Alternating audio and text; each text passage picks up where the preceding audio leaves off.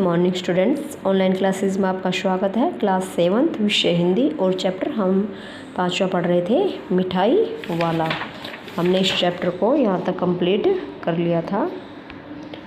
आइए आगे पढ़ते हैं और इस पैराग्राफ को पढ़ने से पहले सबसे पहले इसके कठिन शब्दार्थ देख लेते हैं। अतिशय, अतिशय का अर्थ होता है बहुत अधिक, प्रतिष्ठित, सामान्य, सम्मान्य, सोने का संसार, वैभव से भरपूर, जीवन, वैभव का अर्थ होता है चमक दमक, सजीव का अर्थ होता है जीवित, अठ, खेलिया का अर्थ होता है खेल कूद या बाल कीड़ा, कोलाहल में शोर, विधाता में ब्रह्म या ईश्वर और तर में भीगी। आइए पढ़ते हैं। अतिशय गंभीरता के साथ मिठाई वाले ने कहा, किससे कहा था? रोहिणी ने पूछा था ना, और मिठाई वाले से उसके बारे में। तो अब वह मिठाई वाला रोहिणी से कह रहा है कि मैं भी अपने नगर का एक प्रतिष्ठित आदमी था, अर्थात सम्मानीय आदमी था, बहुत बड़ा आदमी था अपने नगर में।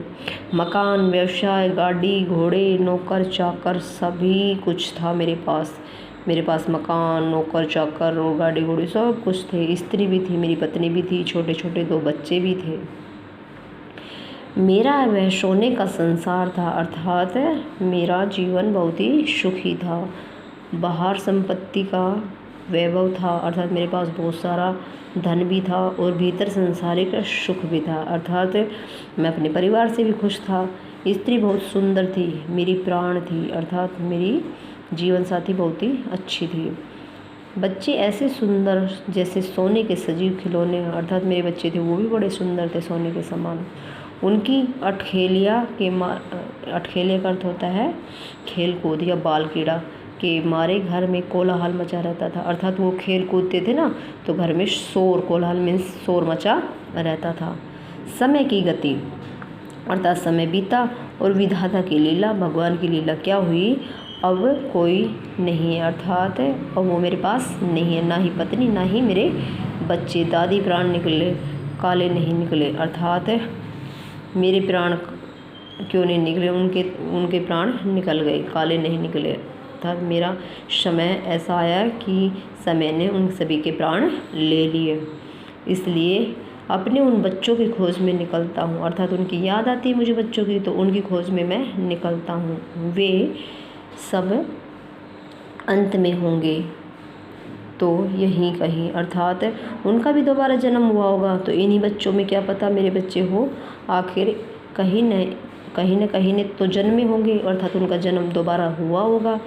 उस तरह रहता घुल कर मरता, अर्थात मैं ये सोच कर इन बच्चों से प्यार करता हूँ और इन पे ही मरता हूँ। इस तरह सुख संतोष के साथ मरूंगा, अर्थात मैं इन्हीं के सुख संतोष, अर्थात इन बच्चों के साथ ही थोड़ा सा टाइम पास कर लेता हूँ, तो ऐसे ही मैं मर जाऊंगा मैं भी एक दिन। और ये दोबारा लाइन आ गई, मैं इस तरह से ही मरूंगा।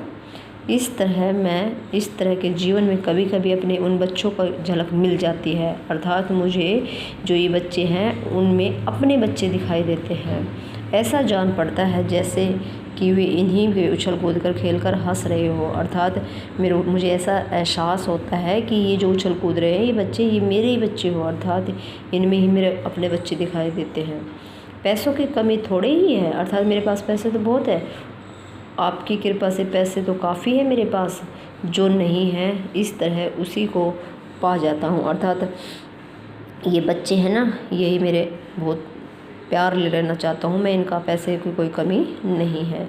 रोहिणी ने अब मिठाई वाले की ओर देखा और उसकी आंखें आंसू से तर हो गई, अर्थात भीग गई उसकी आंखें में, आंसू आ गए। किसकी में? रोहिणी की आंखों में।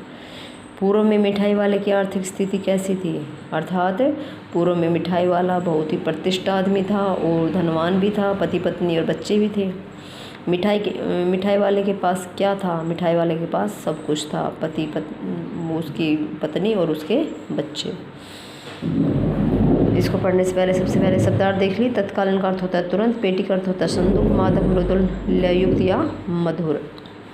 इसी समय चुन्नू मुन्नू आ गए, थोड़ी देर बाद चुन्नू मुन्नू आ गए। रोहिणी से लिपट कर अपना आंचल कड़ कर बोले, अर्थात पकड़ कर बोले रोहिणी से, अम्मा मिठाई।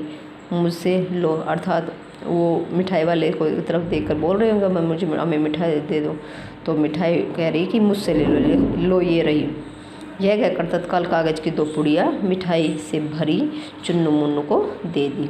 रोहिणी ने भीतर से पैसे फेंक दिए, अर्थात मिठाई वाले को पैसे भी तो देने थे।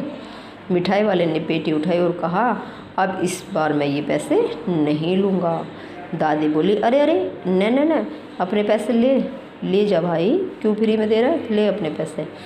अब तक आगे फिर सुनाई पड़ा उसी मादक मृदुल स्वर में, अर्थात मीठे स्वर में, क्या, बच्चों को बहलाने वाला और मिठाई वाला चला गया। मिठाई के पैसे क्यों नहीं लिए, अर्थात मिठाई वाले ने कहा, कोई बात नहीं, अब मैं इस पैसे देने की ज़रूरत नहीं है। अर्थात उसने अपनी कहानी सुनाई थी तो उसका वैसे मन भर गया था, इसलिए उसने पैसे नहीं लिए। मिठाई वाले को पैसे किसने दिए थे, मिठाई वाले को पैसे दादी अम्मा ने दिए थे। ठीक है, आज ये हमारा चैप्टर कंप्लीट हो चुका है। सभी बच्चे इसको पढ़कर देखें।